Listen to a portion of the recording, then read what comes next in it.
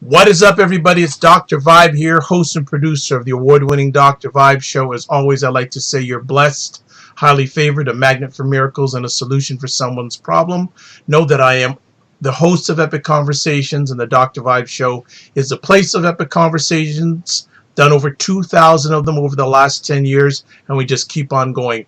Do note, you can also check me out as a certified empowerment coach, president and CEO of Express Your Vibe Coaching and Communications. And we have something new that's launching tonight, Monday evening, May 7th at 9:05 p.m. Well, we had a little bit of a delay, but we're good to go now.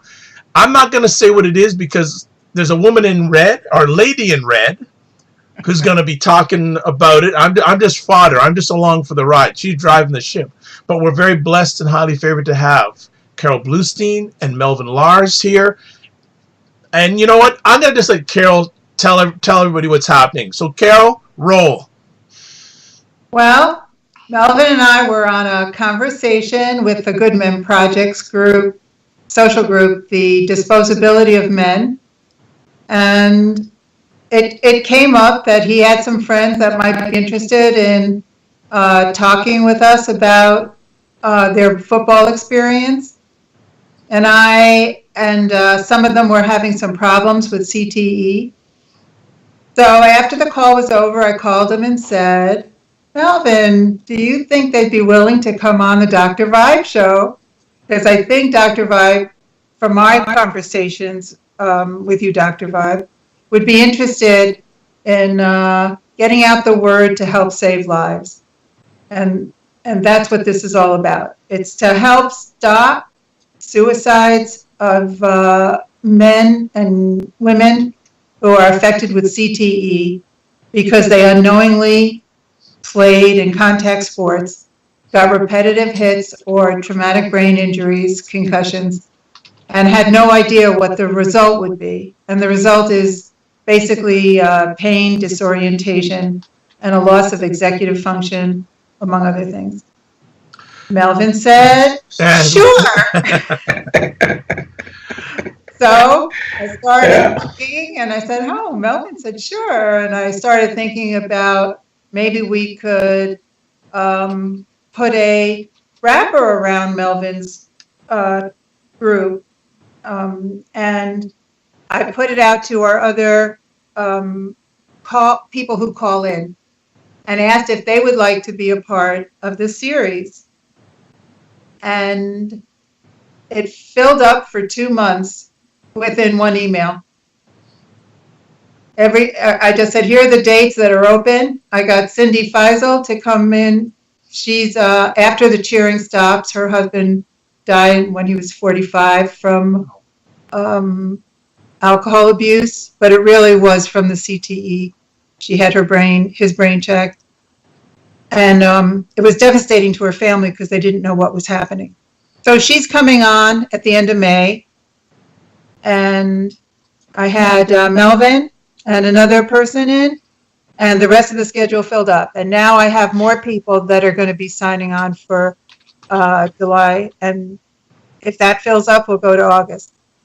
It's a way underreported problem.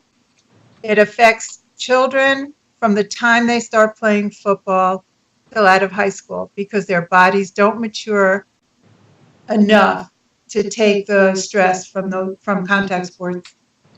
Okay. So if we can save some lives and give some understanding of what families go through, we're hoping that kids will find, and Melvin's going to address this, kids are going to find alternative activities that give them all the skills they learn in football and contact sports and do it in a safe and competitive and rewarding manner. So we're all for kids having fun. We're just not for kids ruining their brains and not having a life, because that affects not only them, but their whole family. Excellent. Well, Carol, great introduction to what's going to be happening over the next series of weeks. Can you give a little background about yourself, and then we'll switch it over to Melvin? I am an author, and I've written books, and I was very appalled to learn that there was this whole thing about the disability of men. I'd never heard it until I joined the Good Men Project. I don't know where I was my whole life, but it never occurred to me.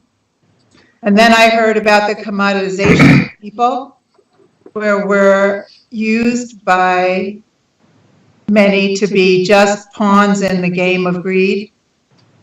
And when I heard that this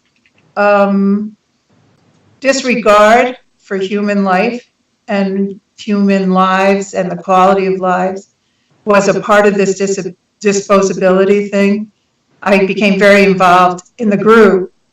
And one of the things that we were talking about is the disposability of men, not only in war with PSD and all that, but in sports. And if you're in a dangerous situation and you get hurt, what do? They send the next guy in because it doesn't matter. And they want you to get back in the game as soon as possible, so that there's not even an understanding that you've been hurt, may have hurt your brain or your body, because the sport takes over. Just as industry takes over when it comes to jobs. If industry closed down, jobs are gone. And there's no responsibility to the workers to make sure that they have something to go to. It's a problem. And this country is very lax because it's all about the bottom line and the profit and not about the people that make that happen. Excellent. Well, Melvin, can you share a little bit about yourself and your wanting to be part of this conversation? And plus, you have some experience with it. So can you share with the audience for us? Most certainly. Thank you for having me, Dr. Vibe. And I thank Carol for allowing me to be here with her. I am a writer as well. I'm an ex-educator. I also played football for quite some time. I'm a Golden Gloves boxer, by the way. And that's and as I started speaking with Carol and the group, I would sometimes, I don't know if you remember, but I would sometimes make statements, especially with things that people disagree, not the group, but people would disagree with me on things that seem so, can I use the words commonsensical? And then I would always use a sarcastic term and say, well, I must have taken too many hits in the head playing football because it seems very simple to me. And I did not realize at the time when I would make that sarcastic statement is that there were men, and I'm sure women, to actually suffering from having taken too many hits in the head playing contact sports. And I do want to say that and not be a hypocrite. As we talk about sports and the injuries, the research is sharing with us that it's not only football, it's hockey, even soccer with the head butting and things that goes with it. So my interest came about, and I was sharing with Carol, so please allow me to say this. I was sharing with Carol is that I was interested in the group. However, when I joined the conversation, it opened my eyes. It really did. Allow me to say, without patting myself on the back, I was one of those guys. Now, who's one of those guys? When you play football, especially, and you are a very physical player, players have a tendency not to want to see you coming. So I was one of those guys that they did not want to see coming. And I did exact quite a bit of punishment. I didn't think it was a big deal. We were playing football. It's all about the machismo. It's all about the mano y mano, that kind of thing. Even in boxing, when I was a young man, I was a Golden Gloves champion at 17. And I thought about many times you would hear situations where, even in movies, they talk about the guy being punch drunk and everybody kind of made a joke about it. And honestly, I did not internalize and clearly understand that these men were getting their brains damaged due to the punches and the blows they were getting to the head. And it just opened my eyes. And I used to, quite honestly, I always talk about how concerned I am about health. I have a master's degree in health, the whole nine. And I would many times meet opposition from gentlemen that I coached with because I was very adamant about not allowing injured players to participate against their parents' will, against my fellow coaches' will, even against their will. And through all of that, Carol and Dr. Vibe, I never really heard much about CTE, and quite honestly, heard very little about it. And I started talking to the Goodman. As a matter of fact, I was watching. You may remember Rodney Peete, who played with the Detroit Lions and some other teams. I think he played quarterback at USC. And they did an episode where Rodney Peete has been diagnosed with CTE, and he was talking about how scary the situation. I mean, I'd seen this, and it still did not really register. It did not resonate. And as I'm listening to the conversation, and I hope Carol don't mind me saying this, as Carol was talking about the concern for her grandson, and really hoping that, if I might say, cooler heads would prevail and he would find something else to do rather than play football.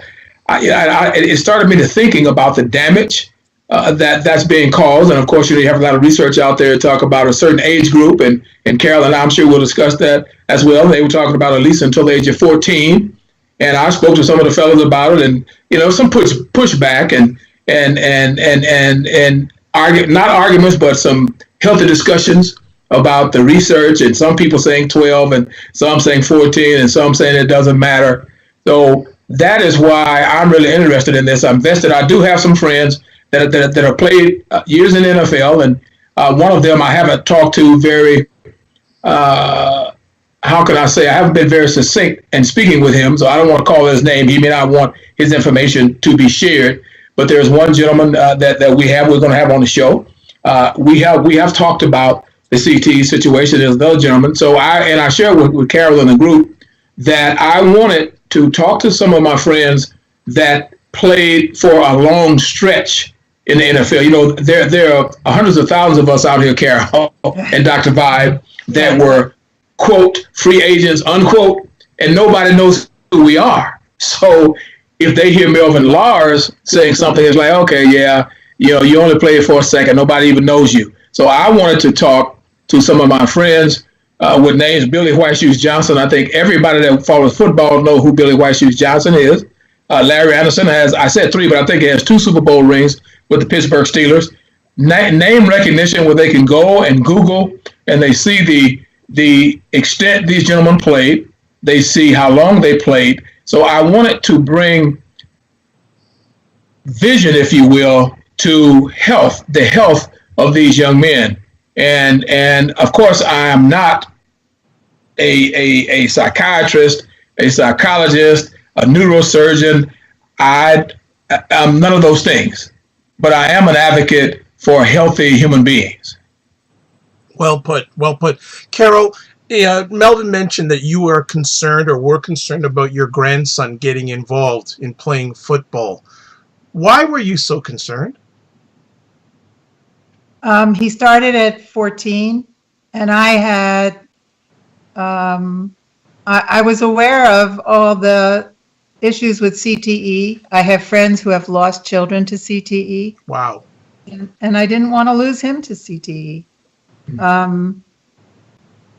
He could live a long life, or relatively long, if the CTE does not progress quickly. If it does, he could lose his life at 25. So let me just interrupt. So does he have CTE? No one knows yet, because they're aware. I'm aware of a blood test that can tell whether you have it or not. Right. But I don't know how accurate it is at this point, because it's brand new. So if that were the case, that'd be great, but you're still taking the chance. And even if the chance were low, 20%, 11%, you pick it. You're still taking a chance that repetitive hits are going to create the tau protein in the brain, which is going to start eating away. And once it does, it cannot be stopped. There are therapies to help people deal with it, but your brain is not. And of all the things you're going to losing your brain is probably not optimal. Okay. However, like other children in this country, he is enamored. Wow. And watching it his whole life. He's a Buffalo Bills fan. He goes up every year to watch them play. Right. And that's all he wants to do. He doesn't want to know. It's his passion. He wants to grow up to be a football coach. So, I'm on the sidelines. I don't support it, but I still love him. Sure. But Sure. it hurts to know that possibility exists. Mel, Because it doesn't have to. Yeah, See, the point, it doesn't have to. You just don't play football and you save your brain. Melvin, during your career in athletics, Yes. while you were playing, did Yes. you see examples of fellow athletes that may have suffered CTE? Yes, but it wasn't called that. Right. It wasn't even known at the time because no one actually talks about CTE. And dare I say, embarrassingly, there were those of us, I don't think that I did, I won't say that I didn't, that would actually, quote, make fun of guys, because they get a little woozy, a little wobbly, or they could, not, quote, withstand their pounding and that kind of thing, because we were all ignorant to the fact that we possibly were doing serious and unreparable damage to our brains. And that's what, as I share with each of you, is I really, really, really went into deep thought after speaking with Carol and the other people on GMP, because and I took pride. I took pride in being that guy. I took pride in the fact that when we would go through these one-on-one drills, guys would try to make sure that they weren't in front of me. I took that as the macho guy, etc., not realizing that our possibly was causing brain damage. Well, I will say this to you, Dr. Vibe and Carol, very honestly, I was not aware of any medical term called CTE, but that's one thing that soured on my stomach about boxing. I did not have the stomach to just continue to beat on a man once he was down. I mean, and what I mean by down, even though he was standing, you could clearly see that the boxer was defeated. And the crowd is roaring and your coach is telling you, take him out, and I'm like, okay, man, the guy is done, ring the bell and let's everybody go home. So I've always been sensitive to people's health while enjoying the sport without having the academic wherewithal to understand the ramifications that are presently associated with it, that people are, and obviously, Dr. Vibe, I'm sure it's being heavily debated. There's a lot of money involved. There is a lot of bravado involved. There is a lot of people living vicariously through their children involved. And, people bragging about championships and things of that nature. And I do want to say, as I said to Carol, Carol, I was not a hypocrite. I love the sport. I enjoy it. And as a matter of fact, I'm sure Billy Whiteshoes will not mind me using his name. He and I were having a conversation just this Saturday.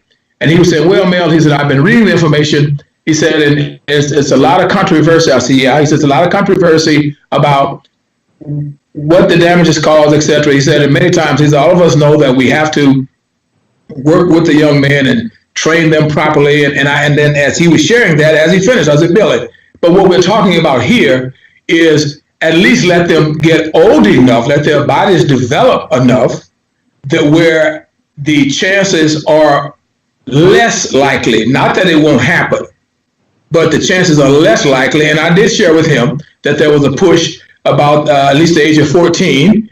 And I said, but we are trying to compromise and say, well, maybe at least 12. But then, if Carol don't mind me sharing, there's a young lady, what's it, Arvie? Is that her name, Carol? Debbie Pica. Debbie Pica was talking about her son. Was it her son or her husband? I wasn't sure which. Yeah, her son that died from CTE. So, and I'll be, again, without being overly verbose here, it just made me think even more about it and count my blessings, because I played football, man, from, I didn't start until 8th grade. And I played from 8th grade all the way up into my mid-30s. When I was in and out of NFL camps and not making it, they would have these minor league football leagues, and I played in all of those, and there was a lot of can I say combustion without fire. And so there was a lot of combustion without fire. And to answer you specifically, there were guys, they just couldn't do it anymore because their body and their mental status, they just could not handle the pounding and all of the rigors that went with it. Yeah. It's even 14 could be young. It depends on the young man or the young woman and how their bodies have developed, because maybe they shouldn't even start till college, 17 or 18, because it just is an individual thing when you're ready. So football has known about CTE since 1908. 08, wow. They have known that the damage from hitting that constant hitting a wall at 30 miles an hour practically with every practice, scrimmage and whatever, that it hurt people. People were damaged when they were done. As far back, I'm going 20 or 30 years, when Brian Gumbel did the first HBO special on football injuries after the game. And there were men who could not walk without assistance, who had been given up on by the football management because they were no longer playing and management felt they were no longer responsible. That was 20, 30 years ago. It's not a secret. It's just that they don't want to publicize it because they don't want people not risking their lives for the money. So Carol and Melvin, there's a number of conversation pieces I can bring up, but I'll start with Carol first. You have spoken to a lot of parents about this. Yes. What are you hearing from the parents when because most parents would probably think, oh, CTE, that's only for the pro athletes, etc. But when you bring it down to their level with their kids, what are they telling you? They're saying, if I had only known, because they don't have their kid anymore. He's dead. That's terrifying. Debbie's going to come on and tell you her story. And she had a great kid, and he played football from early on, and he loved the game, and he went to college, and all of a sudden, he couldn't operate in college. Wow. She saw the signs. He was a normal kid. The symptoms of CTE are what normal teenagers go through. They're just a little more exaggerated. They don't listen a little more or more vehemently. They take more risks than maybe they should. But if you don't think there's anything wrong with your child, you don't tend to take action because they're just being teenagers. So he went off to college, and then his brain started hurting. And after a couple of years, he knew it was something wrong with his brain, and he couldn't take it anymore, and he committed suicide. Wow. So if she had known about CTE, if she had listened to the series and stopped her child from playing earlier, she would still have a son. And that is the story I don't want any other mother to have to tell after listening to this. Mother because or father. It's a terrible story. Yeah. And she doesn't watch football. I don't watch football. For me, watching contact sports is like watching people die. Not necessarily on the field, but they're hurting themselves to the extent that they're hurting their lives and their families. Because when you have CTE or traumatic brain injury, it's not just about you. It's about your family. They have to change everything to accommodate whatever therapies you have to go through. And it's just not a good thing. Heard. And there's nothing you can do about it, which makes it even more heartbreaking for a parent, I think.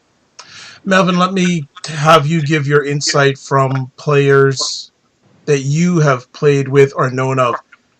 How are they looking at the whole CTE thing? Do they say, you know what, maybe some of them have told you, I know this was going on for years, but I just never pursued it. There was no answer.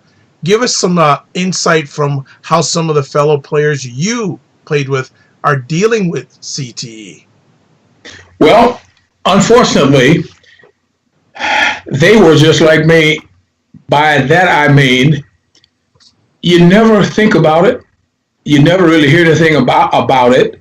Your focus is playing football, becoming this alpha male, if you will, being dominant at the sport. And as I alluded to earlier, two of my very close buddies, one has agreed to be on the tauopathy. I don't know how extensive he's going to go into CTE, or from what I understand, having some symptoms and issues with CTE. Two of them that I know of. One now, Billy, and he and I are very blessed to not, as we know, have any symptoms.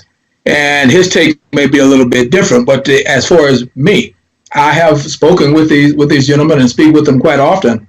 And and if you will allow me, as I share with you about those two gentlemen, just this football season, Rodney Harrison, former New England Patriot, knew Junior Seau, and they were very close. And he's still dealing with Junior Seau's taking of his life right this moment. And he talked about it publicly right before the Super Bowl again, which was only a few months ago. And he was talking about how he talks to his wife because he's very afraid that he may be affected. And he talks about his sons and not being able to rear them and working with them. And I also alluded to Rodney Pete. Rodney has a reality show. I'm not sure which night it comes on, but he and his wife, and they even show episodes when Rodney goes to the neurosurgeon and he's getting these treatments, and he talks about his fears and talks about he feared the day that he may become where he can't speak, or where individuals can't understand what he's saying. He has an autistic son, to add insult to injury, if you will, and he talks about not being there for his family. So Rodney Pete, I do not know personally. I do not know, excuse me, Rodney Harrison personally, but I was fortunate enough to listen to their misfortunes within the last 3 or 4 months. And my buddies, I'm fortunate enough to listen to their misfortunes up close and personal.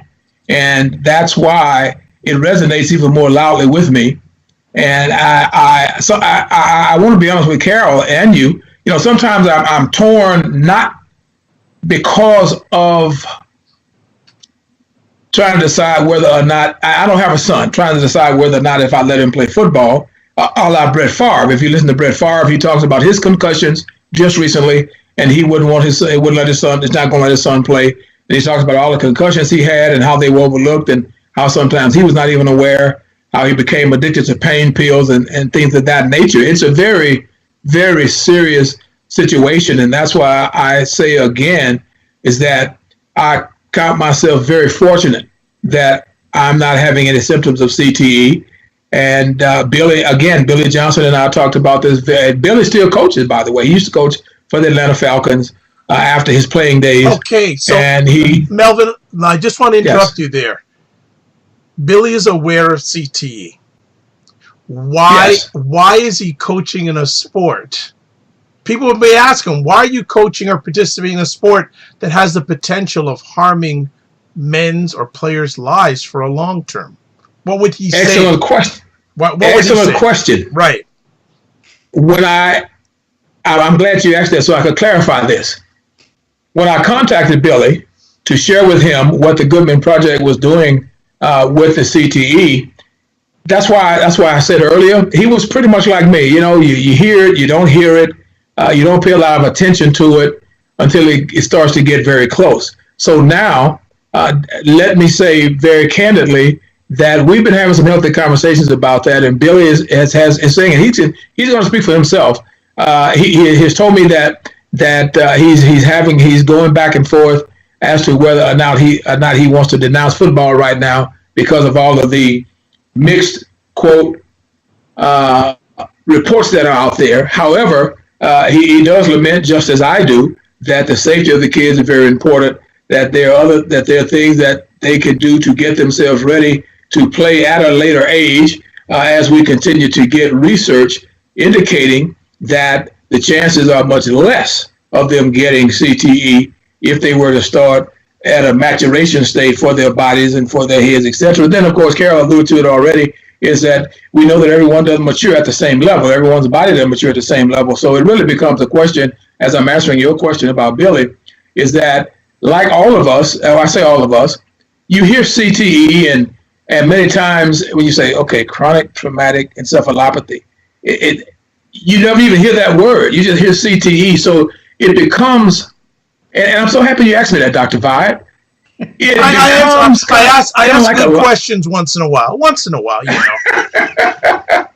know. Listen, man, you asked the perfect question, because it's kind of like when you constantly hear something and maybe it's embedded in your head, but you do not put a lot of credence to it, might I say.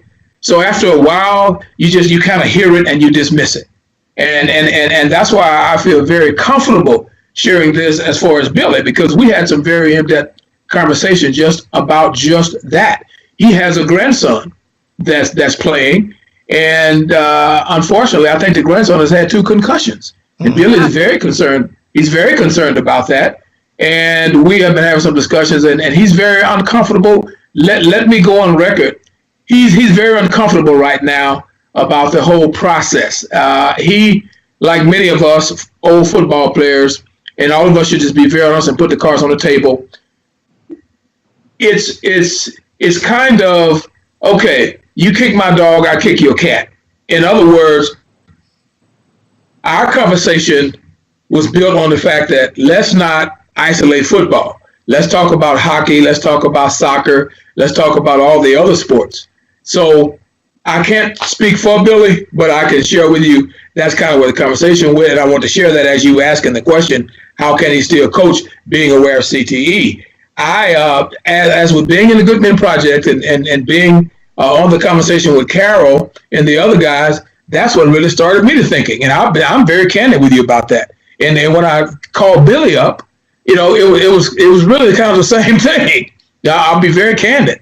He said, well, yeah, Mel, I've heard about it, but there's a lot of information. And he and I both were very casual with one another. Because there's a lot of information out there. Some are saying yay, some are saying nay. And but then I've been pressing him. I'll be honest. I've been pressing him. Excellent. Carol, I know the main focus is on football during our conversation, but this is prevalent in other sports, correct? Yes, it is. It's the hockey leagues are now talking about banning checking. In any sport where your forward motion is stopped for any reason, either by hitting someone or hitting a wall or bronc riding, for example, there is no safety helmet available that stops your brain from sloshing around in your skull when your skull is going in one direction. It's hitting the wall let me see if I can do this. Like a car 30 miles an hour into a wall, or by doing something like this to it really kind of hard over and over and over again. So it can be the big concussion, which everybody knows and has seen, and not getting up and playing again, because there are many instances of players not remembering the rest of the game if they're thrown back in. And if they're students, they have to be reintroduced to school because the executive functions and their ability to remember and retain information is greatly reduced after a concussion. So there has to be a gradual reintroduction into school. It can take up to 6 months to a year and a half. Concussions are not fixed in a week. Absolutely. You can't have one day and play the next week. It just doesn't work that way. And if you don't take the time to heal, then you have injury upon injury upon injury. Okay. Well, and I just go ahead. I think that coaches want to give their kids a great experience that they've had too. So I don't fault that, but there's other ways to give kids great experiences without damaging their lives. So Carol, are you looking to see that rules change in a lot of these contact sports? And then the other part of this, and I'll get Melvin's take on it after, is this is going to make the game look drastically different. Like, one of the things I heard recently is the NFL is thinking about banning kickoffs, because apparently the kickoff play is the play where a lot more concussions happen than any other regular play in football. What will it take, you think, the leagues, well, let's just look at football. What is it going to take for NFL football really to take those next steps? There have been court cases, and I know there was settled one a little while ago, a few years ago, but the sport is still the same. It still looks the same. And before you answer, I just want to say thanks to everyone that's watching live. If you have any comments or questions, please put them in the chat room, and I will have both our panelists answer. So, yeah, Carol, what is it going to take, in your opinion, to make that change? We know that youth sports leads into high school sports, leads into college, leads into the pros. So it's a gradual ascension of a player. If people don't, I don't know that kickoff is going to help very much. But I think the reason for kickoff is because players start at each end of the field and run towards each other, right? Yeah. So it's the longest distance they run before they stand to each other. Now, I'm guessing that's the reason they're picking that. Melvin? What's going to happen is if we don't provide the feeder leagues to the net, and people don't choose to play football, the game may disappear. Yeah. But it's not going to disappear because the owners think they shouldn't be killing people. Okay. So, Melvin, what is your take? Or you being involved in the sports arena, yes. what do you feel it's going to take to make a change when it comes to this subject? Actually, before I answer that question, let me address what you asked about, Carol. You and Carol talking about the kickoff. The NFL just approved a change to the kickoff, agreeing that players could never be more than 15 yards away from the actual kicking of the ball and getting to the player, etc. So, okay. yes, they just passed that less than a week ago. What's the distance? Less than a week ago. So both of you are right on point. Now, getting to the other piece of this question, I think the three of us really know, without offending anyone, is you follow the money. And what's happening across the world, unfortunately, a lot of things are not killing people due to their participation. However, when we start talking about being combatants in football, because that's the lure, the gladiatorish, if I might use that word, the gladiatorish attitude involved in football is the drawing point. It's the lure. People like to do ooh and ah and that kind of thing. I was sharing with Carol in the group. I said, if you do a survey right now, the most popular things that are being sold is Madden football and the war games. All of the war games by our young boys. And many times the boys are not buying them. Their moms are buying them, by the way. But I don't want to dampen Carol's spirit. No. I don't see them. I don't see it going away. I see them continually making, quote, adjustments, unquote, to say to people that is safe. We all know, and Carol has already talked about as far as the brain and the sudden stop. We all know that the helmet protects the outer skull, if you will.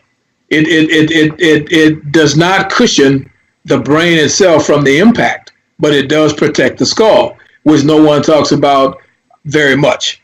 So when we see people getting concussions, when we see people being knocked, being called knocked silly, and it doesn't resonate that the person that was knocked silly may have just been put in a position where he's lost his life, or he's lost his ability to think critically. He's lost his ability to be mobile. And then, of course, we know that the first thing we're going to get is, well, they knew the risk when they went out. So we know that. However, that still doesn't answer the question.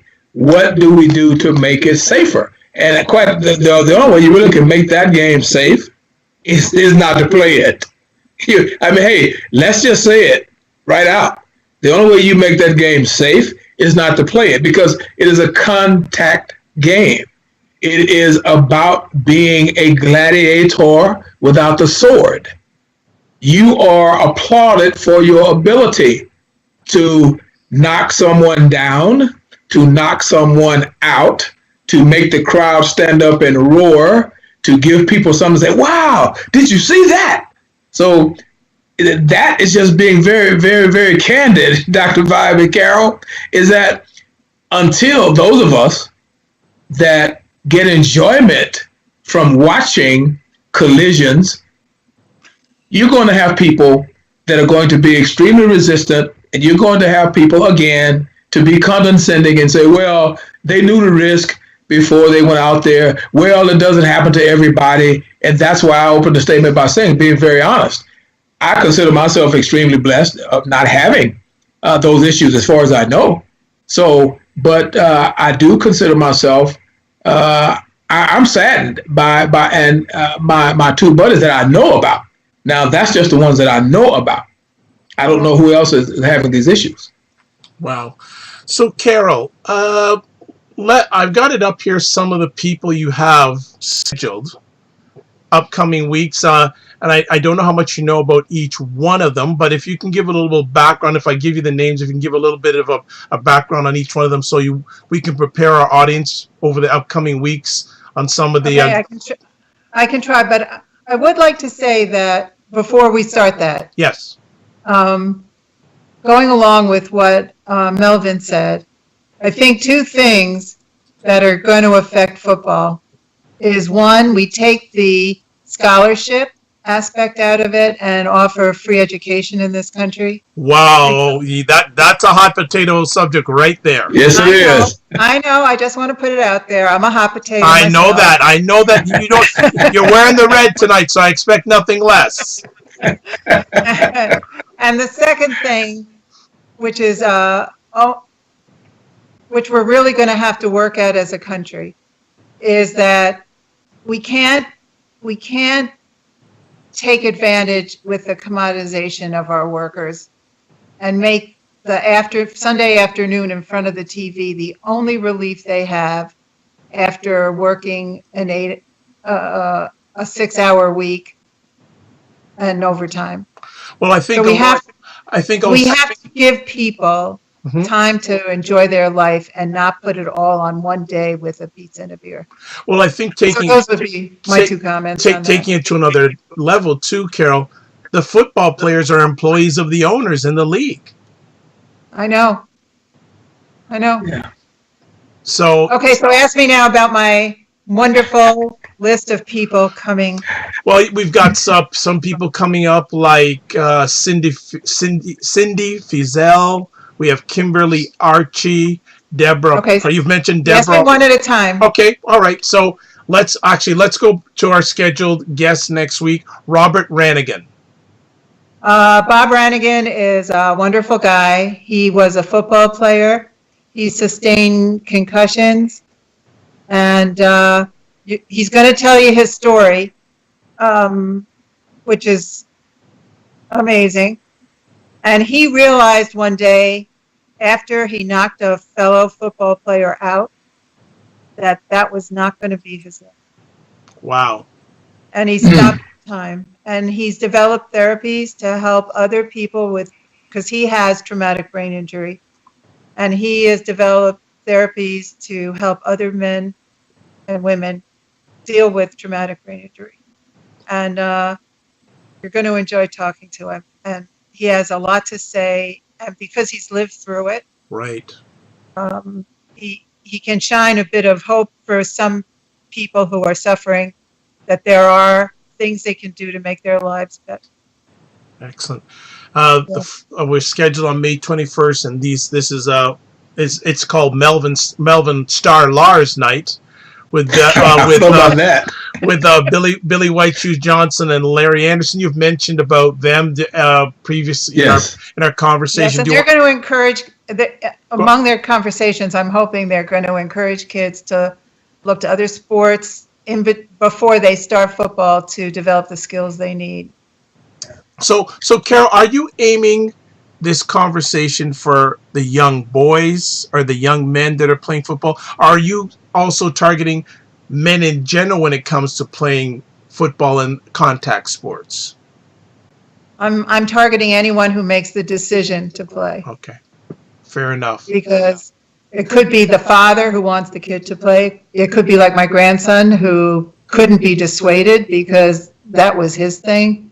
It could be moms that are looking, or moms or single parents that are looking to get their kids into college and they don't have the money other than a contact sport. Right. Because colleges pay more scholarship money for kids who are willing to risk their lives, right? Absolutely. So You have Cindy. we're aiming at a range and hoping to open eyes for better decision making. Okay. You also have Cindy Fizel. She's the wife of a football player, Grant Fizel, who died of, I think, cirrhosis of the liver. I'm not sure. Wow. But it turned out that he had CTE. And what happens when you have and traumatic brain injury? And what happened was his brain was deteriorating and he was showing signs of behaviors that they didn't really know what it was. And so the whole family was thrown into a disarray, and he finally committed suicide through alcohol. Wow. And you're going to have to hear her story, as she is a passionate advocate for stopping people playing football, because she's lived through it. The people that are going to be talking have lived through it. And that's the key that you're going to find amazing, and different stories. Okay. Anyway. You have Kimberly Archie. She's been working with, is she Faces of CTE? Yes. Yes. And she was started with this through cheerleading. Oh.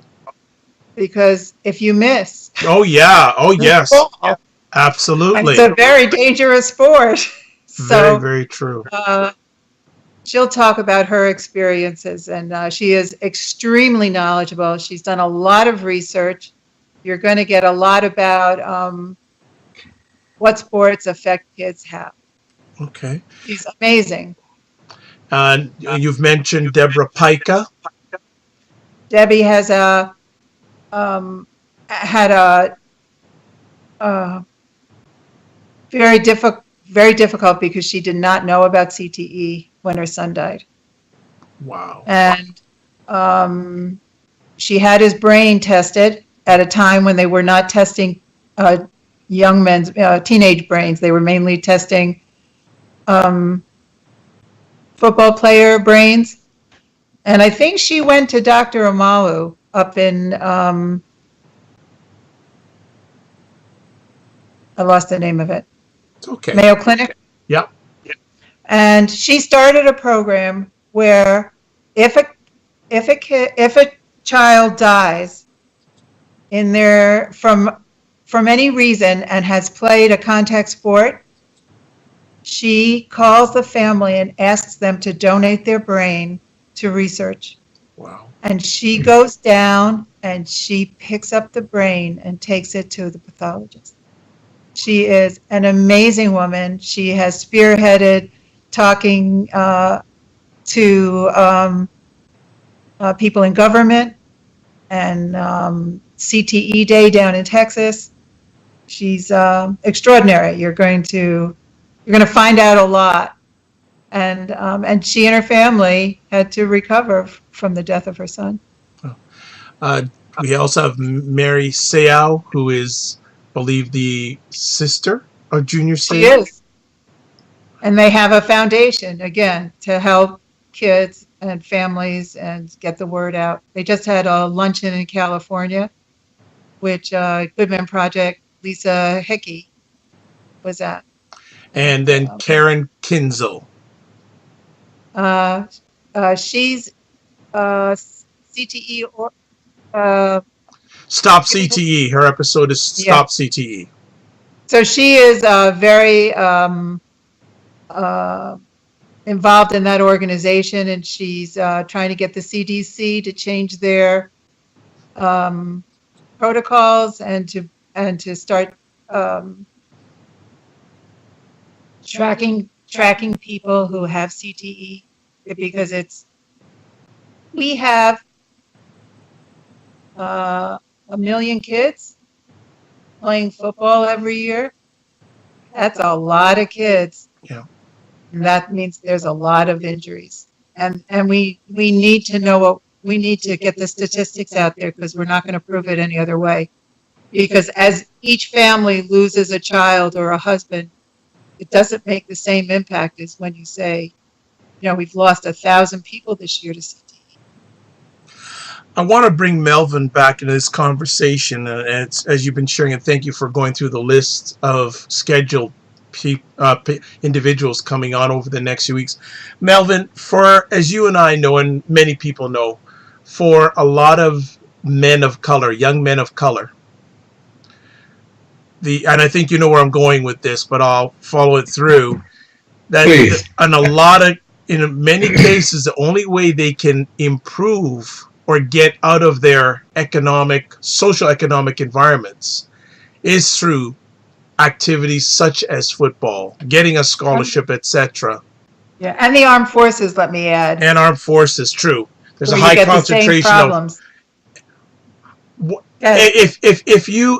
If these things that you're looking for, Carol's looking for, get pushed through, what alternatives do they have?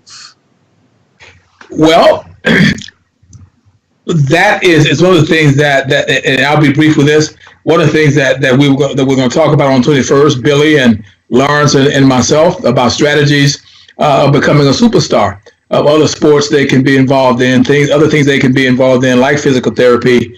Being, believe it or not, they may not believe they can, being doctors or being attorneys, finding other things in their lives. And please allow me to say that as you ask that question, I used to run a football camp with other NFL players, and our camp was football and life skills. And we questioned all of the camps in the country, and I'm going on record even in 2018, they started to build, and I'm going on record again, I hope I don't get sued. No one was talking about life skills until I started doing it in 1995. But we would bring the kids in that had to stay with us a week. We'd have attorneys in, we'd have doctors in, we'd have service industry people in, the entire nine, and they actually had to be drilled on life skills, and that would happen at least 6 hours a day. They'd get football the last 2 hours a day. So there are so many life skills out there that kids can do, and being a poet, I wrote a poem called "What Do You Do When the Crowd Stops Cheering?" That poem, when you look at the date, that poem was written probably about 20 years ago, for the very reason that you asked the question.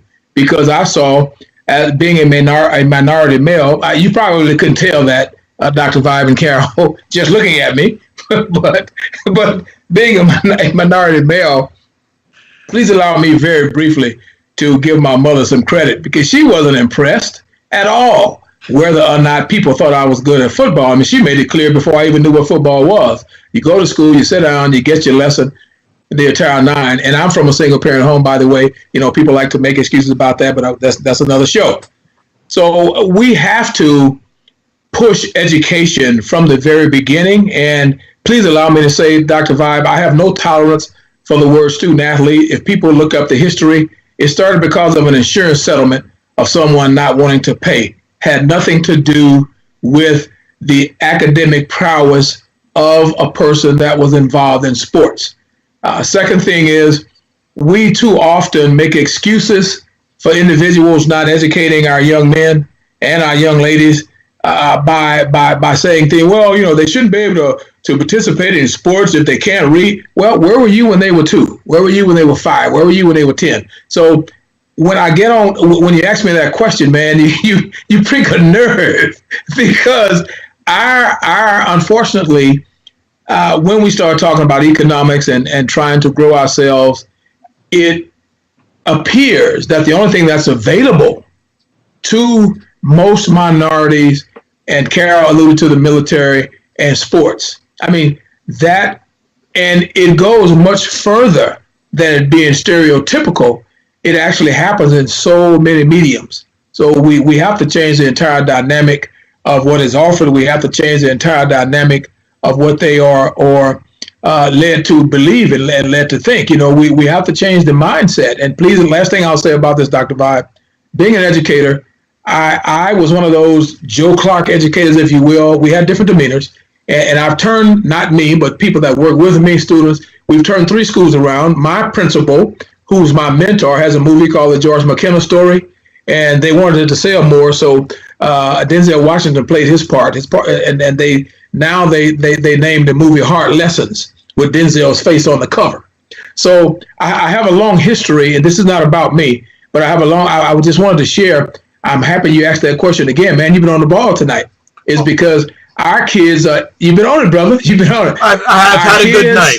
Our communities, our neighborhoods are inundated with the thought and the idea that if you want to be financially plausible, you have to be a rapper, you have to be some form of an entertainer, be it sports, be it being an R&B singer, be it a dancer. And for some reason, the academic piece seems to elude us, albeit we have all kinds of history that talk about the academic prowess of, quote, minority people, unquote. But for some reason, not only do we hear it pushed, we allow it to be pushed.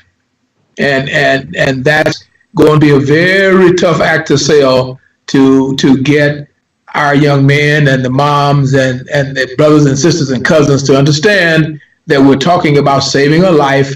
We're not trying to keep him from becoming a millionaire. Yes. Okay.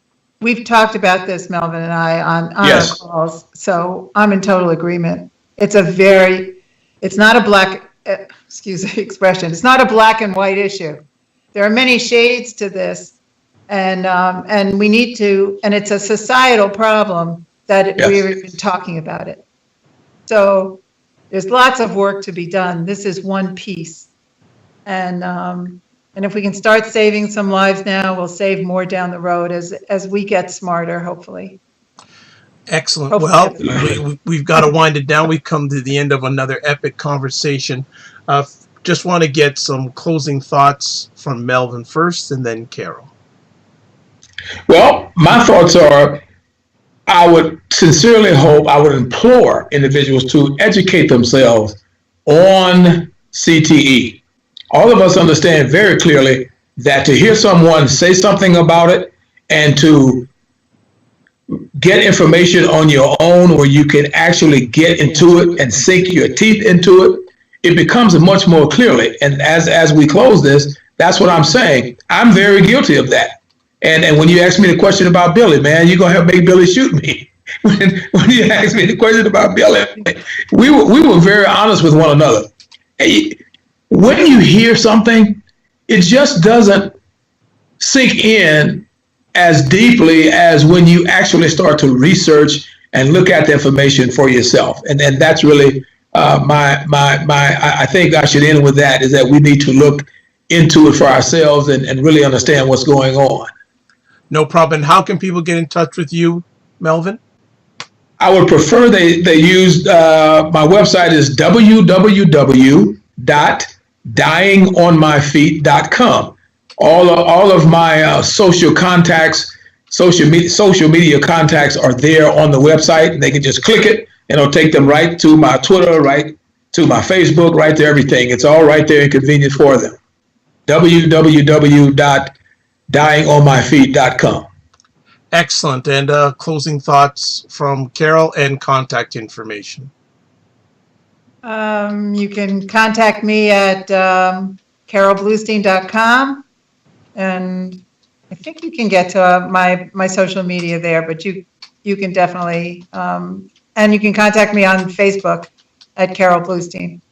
Excellent. And the Goodman Project. If you Google Goodman Project, Carol Bluestein, you can get my articles.